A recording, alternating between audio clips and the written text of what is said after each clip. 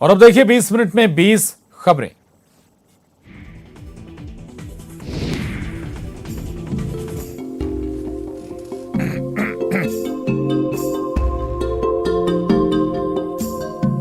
बुरहानपुर में पीएम आवास योजना का एक लाभार्थी पूरे शहर में चर्चा का विषय बना है।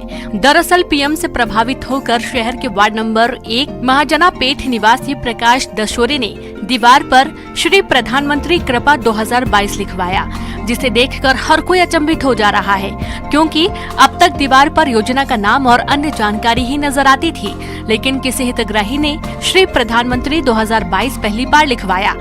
प्रकाश दशोरे, जो हाथ ठेला पर सब्जी बेचकर अपना जीवन यापन करते हैं, कच्चे मकान में रहते थे, जिन्होंने पक्का मकान बनाने के लिए पीएम आवास योजना में आवेदन दिया, लेकिन जब लंबे समय तक उनको राशि नहीं मिली तो अपने दोस्तों से उधार लेकर अपने कच्चे मकान को तोड़कर बनाना शुरू किया। इस बीच अचानक उन्हें पता चला कि उनके खाते में आवास योजना की पहली किश्त आ गई। हितग्राही प्रकाश दशोरे की खुशी का ठिकाना नहीं रहा और तभी उन्होंने मन बना लिया था कि वह अपने मकान पर श्री प्रधानमंत्री की कृपा लिखवाएंगे। हालांकि इसके लिए पहले आलोचना हुई, लेकिन अब इसके लिए तारीफ भी मिल रही है।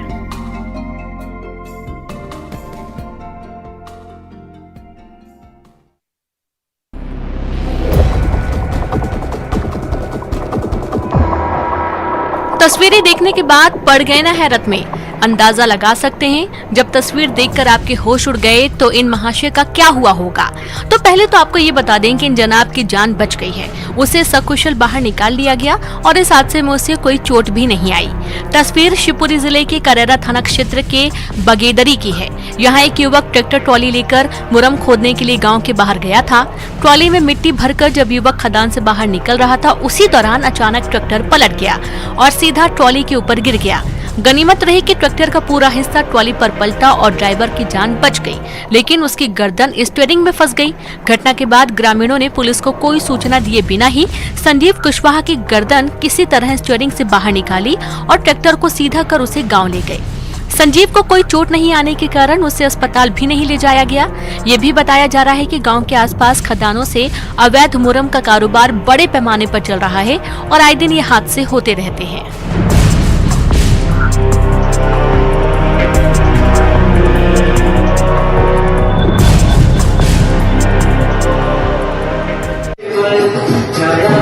प्रशासन के कड़े आदेश और पुलिस की कार्रवाइयों के बावजूद छतरपुर में हर्ष और हवाई फायरिंग के मामले थमने का नाम नहीं ले रहे। ताजा मामला जिले के राजनगर थाना क्षेत्र के बिक्रमपुर का है, जहां एक वीडियो वायरल हुआ है। इसमें एक युवक का ताबड़तोड़ हवाई फायरिंग करने का वीडियो सामने आया है। तस्वीरों में साफ दिख रहा है कि युवक राइफल और पिस्टल से कई राउंड फायरिंग कर रहा है। ये वीडियो सोशल मीडिया में जमकर वायरल हो रहा है, जबकि कलेक्टर की ओर से इस तरह के हर्ष फायरिंग पर प्रतिबंध लगाया गया है। बावजूद इसके लोग हैं कि मानते ही नहीं। फिलहाल पुलिस तस्वीर के आधार पर दोषी की पहचान कर उसकी तलाश में जुटी है।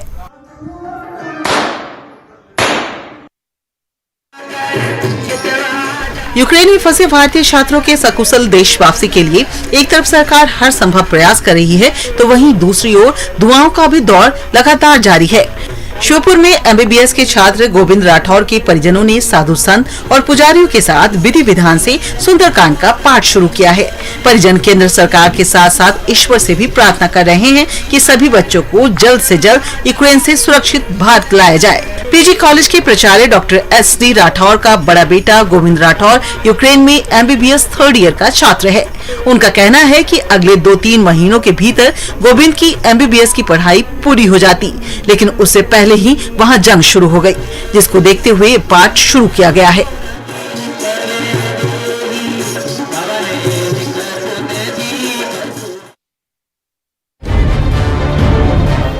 नीमच के हाउसिंग बोर्ड की भूमि पर कुछ लोगों की ओर से मकान और झोपड़े बनाकर अतिक्रमण कर रखा था, जिसके चलते वहां निर्माण कार्य नहीं हो पा रहा था। इसी के मद्देनजर जिला प्रशासन के निर्देश पर पुलिस और प्रशासन का अमला मौके पर पहुंचा, लेकिन अवैध अतिक्रमण हटाने के दौरान कब्जाए लोगों ने विरोध करना शुरू कर दिया। इतना ही नहीं, अतिक्रमणकारी पत्थर भी फेंकने लगे, जिस पर मौके पर मौजूद जवानों ने मोर्चा संभाला और अतिक्रमणकारियों को मौके से खदेड़ा। फिर बोर्ड की जमीन को अतिक्रमण से मुक्त कराते हुए वहां बने मकान तोड़े गए।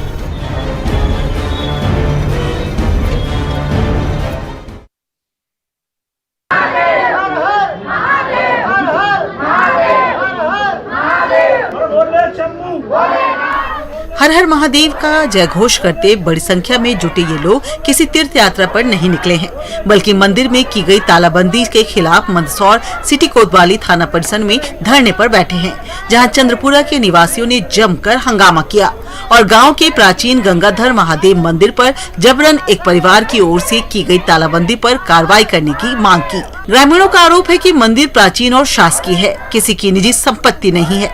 पहले मंदिर जीर्ण शीर्ण अवस्था में था, जिसे ग्राम वासियों ने ठीक करवाया और वहां पर ग्रामीण पूजा अर्चना करते हैं, लेकिन गांव के ही एक रसूखदार परिवार के लोगों ने मंदिर में ताला जड़ दिया। ग्रामीणों की ओर से किए जा रहे हंगामे की सूचना पर तहसीलदार और सिटी कोतवाली टीआई ने ग्रामीणों को समझाया और जांच का आश्वासन दिया।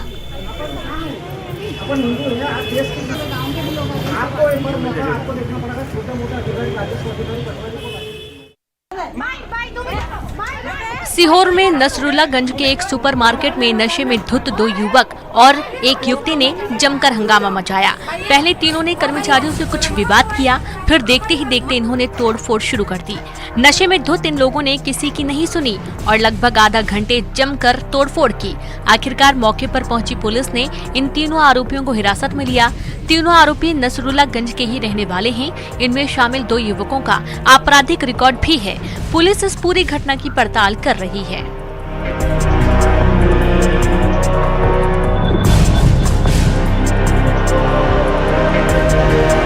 एक वीडियो तेजी से सोशल मीडिया पर वायरल हो रहा है। इस वीडियो में एक व्यक्ति की कुछ लोग बेल्ट से पिटाई कर रहे हैं, फिर उस व्यक्ति के कपड़े उतरवा कर उसे जलील किया जा रहा है। वीडियो सोशल मीडिया में आने के बाद पुलिस हरकत में आई।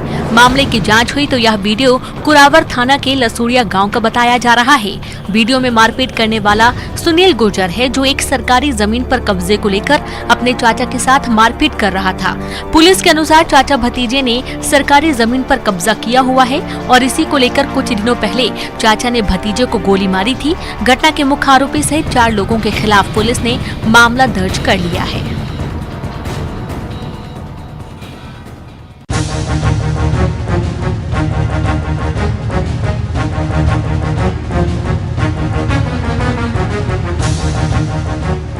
रीवा के संजय गांधी मेडिकल कॉलेज अस्पताल में रविवार की रात एक पॉकेट मार की जमकर पिटाई कर दी गई। बताया जा रहा है कि हॉस्पिटल में इलाज कराने आए मरीज के परिजनों की जेब से पॉकेट मारने की कोशिश करता आरोपी दिख गया, जिसके बाद पकड़ाने के डर से पॉकेट मार ने अस्पताल से भागने का प्रयास किया, लेकिन लोगों ने आरोपी को दौड़कर दबोच लिया और उसकी जमकर धुनाई कर दी।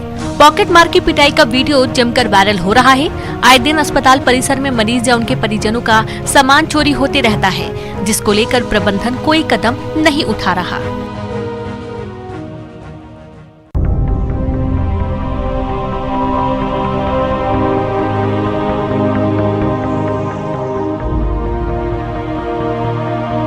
सुकमा के भेज्जी थाने में 19 नक्सलियों ने सरेंडर किया है। इसमें 4 महिला नक्सली भी शामिल हैं। सरेंडर करने वाले नक्सलियों में 3 पर 1-1 लाख का इनाम घोषित था। भेज्जी थाने में नक्सलियों के सरेंडर करने के दौरान जिले के एएसपी के साथ सीआरपीएफ के अधिकारी और जवान भी मौजूद रहे। सरेंडर नक्सलियों को शासन की ओर से निर्धारित 10-10 हजार रुपए की प्रोत्साहन राशि दी गई। इसके साथ ही एएसपी अंजनेय वैष्णव ने कहा कि नक्सलियों को शासन की पुनर्वास नीति का लाभ दिया जाएगा। छत्तीसगढ़ में सरकार की सरेंडर पॉलिसी का लाभ बड़ी संख्या में नक्सली उठाकर मुख्य धारा में लौट रहे हैं, जिनको पुनर्वास नीति के तहत रोजगार भी मुहैया कराया जा रहा है।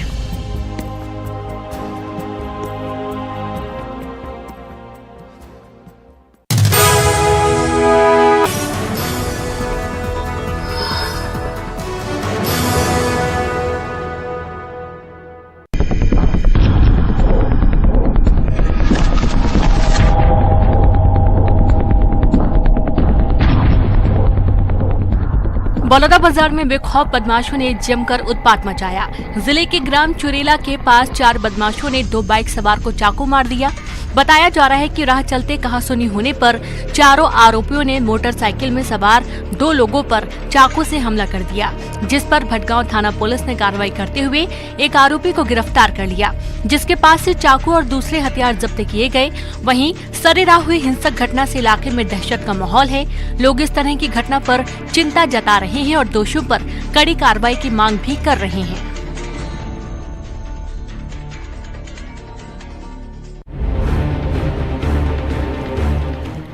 रायपुर रेल मंडल से गुजरने वाली ट्रेनों में एक सप्ताह के दौरान यात्रा करने जा रहे हैं तो एक खबर आपके लिए है, क्योंकि रायपुर रेल मंडल से गुजरने वाली कई ट्रेनें 8 मार्च तक रद्द रहेंगी।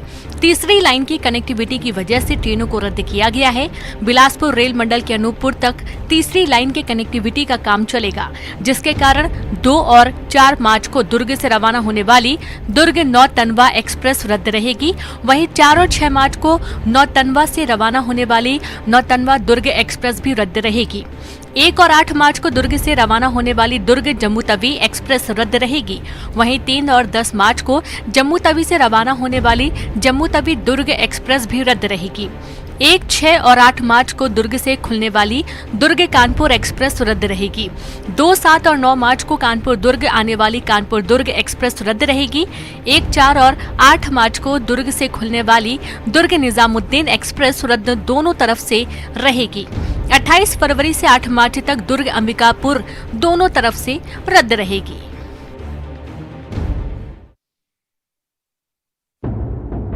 सागर में ऐसे दर्जनों बावड़ियां हैं जिनकी वर्तमान में दशा काफी खराब और दयनीय है। लंबे समय से ये प्राचीन बावड़ी संरक्षण और देखभाल के लिए तरस रही हैं। प्राचीनता के साथ इनकी सुंदरता तो कम नहीं हुई, लेकिन मरम्मत के अभाव में इनकी भव्यता में कमी आ रही है। जिले के रेहली ब्लॉक से 10 किलोमीटर दूर नबलपुर गांव में बनी बावड़ी अपनी दुर्दशा बयां कर रही हैं। ये पुरानी बावड़ियां इतनी भव्य और आकर्षक हैं कि अभी भी इन्हें देखते ही लोगों की आंखें ठहर जाती हैं। स्थानीय निवासियों का कहना है कि करीब 8 या 9वीं सदी में इन बावड़ियों का निर्माण किया गया, जिनका इस्तेमाल लंबे सफर पर रहने वाले लोग बाराती खासकर करते थे, जो इस बावड़ी में रुककर नहाना, भोजन पकाना, देवी देवताओं की पूजा, स्तुति करना, विश्राम करना आदि कार्य करते थे और फिर अपनी आगे की यात्रा करते थे। कह सकते हैं कि थके हुए यात्रियों के लिए विश्राम स्थल के रूप में इस्तेमाल में आने के अतिरिक्त ये पूरे गांव की प्यास बुझाने का जरिया भी थी, जिसको संरक्षित करने के लिए शासन को ध्यान देना चाहिए।